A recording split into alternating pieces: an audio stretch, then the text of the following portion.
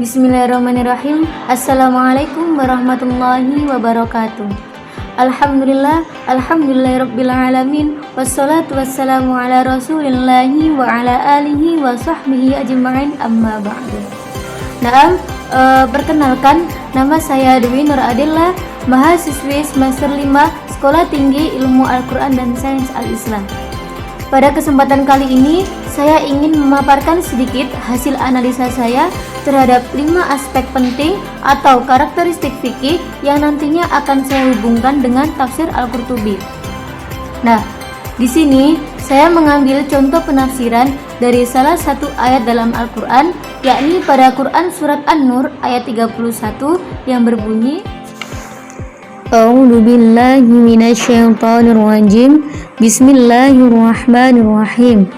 Wa qul lil mu'minati yaghuddna min absarihinna wa yahfazna furujahunna wa la yubdina zinatahunna illa ma dhahara minha wal yadribna bi khumurihinna ala jujubihinna, dan seterusnya. Secara konteks, ayat di atas menerangkan bahwa Allah Subhanahu wa Ta'ala berfirman kepada seluruh hambanya yang mukminah agar menjaga kehormatan diri mereka dengan cara menjaga pandangan, menjaga kemaluan, dan menjaga aurat.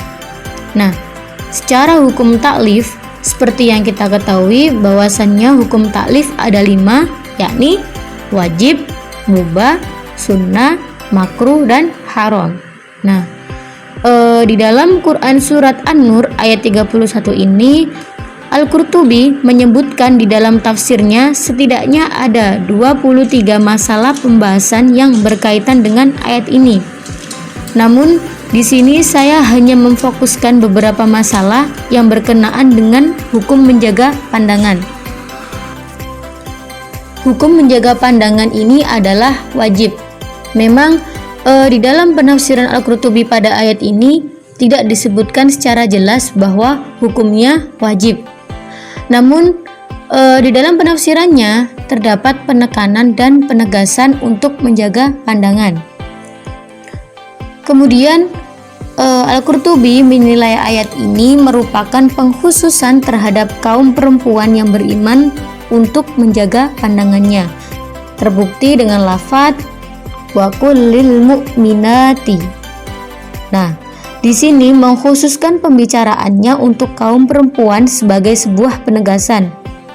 Karena pada ayat sebelumnya, yakni pada ayat 30, sudah disampaikan dengan lafaz kullil mu'minina yang merupakan bentuk yang lebih umum pada makna mukmin laki-laki dan perempuan.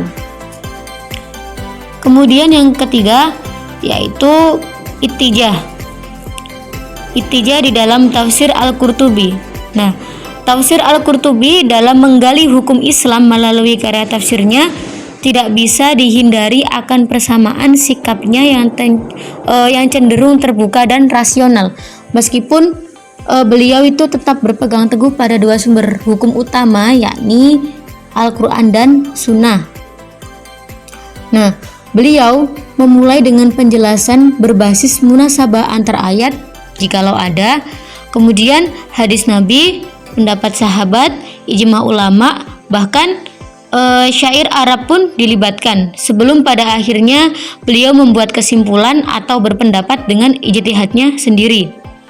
Dan terkadang beliau juga menunjukkan keberpihakannya pada pendapat terdahulu yang dianggapnya lebih bijak, seperti itu.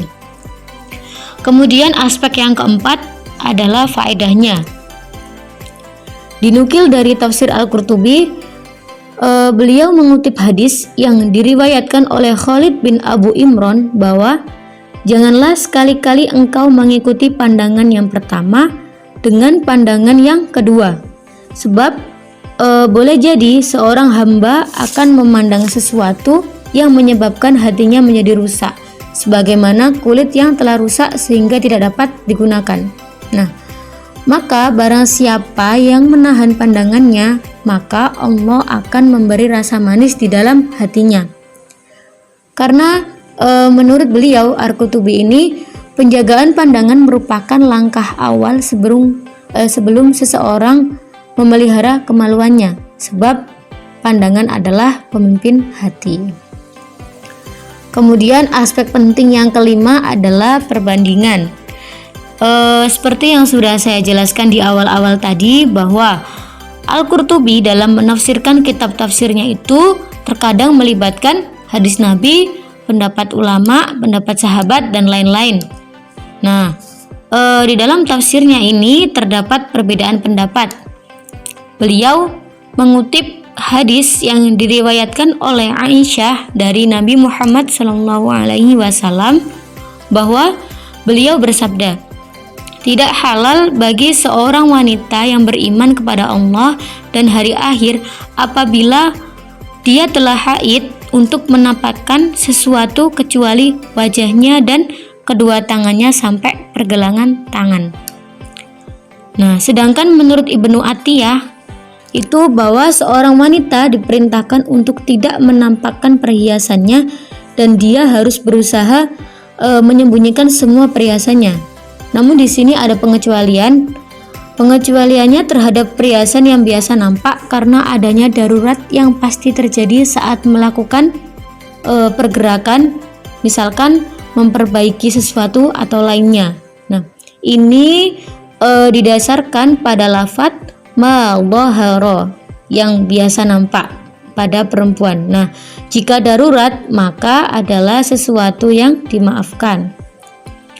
Tetapi menurut Al-Qurtubi sendiri itu beliau mengungkapkan bahwa sesuatu yang boleh nampak dan dilihat itu adalah wajah dan kedua telapak tangan saja, karena itu yang biasa terbuka saat menjalankan aktivitas biasa dan saat menunaikan ibadah seperti sholat, haji, dan lain-lain. Dari beberapa penjelasan yang saya paparkan melalui hasil analisis mengenai 5 aspek penting atau karakteristik fikih ini, dapat membuktikan bahwa tafsir Al-Qurtubi ini adalah tafsir yang menggunakan pendekatan fikih, karena 5 aspek tadi sudah terpenuhi. Demikian penjelasan yang dapat saya sampaikan. Saya mohon maaf yang sebesar-besarnya, banyak sekali kekurangan dalam penjelasan tadi. Semoga apa yang saya sampaikan melalui video ini dapat bermanfaat bagi kita semua. Nun wal qalami wa ma yasturun fastabiqul khairat. Wassalamualaikum warahmatullahi wabarakatuh.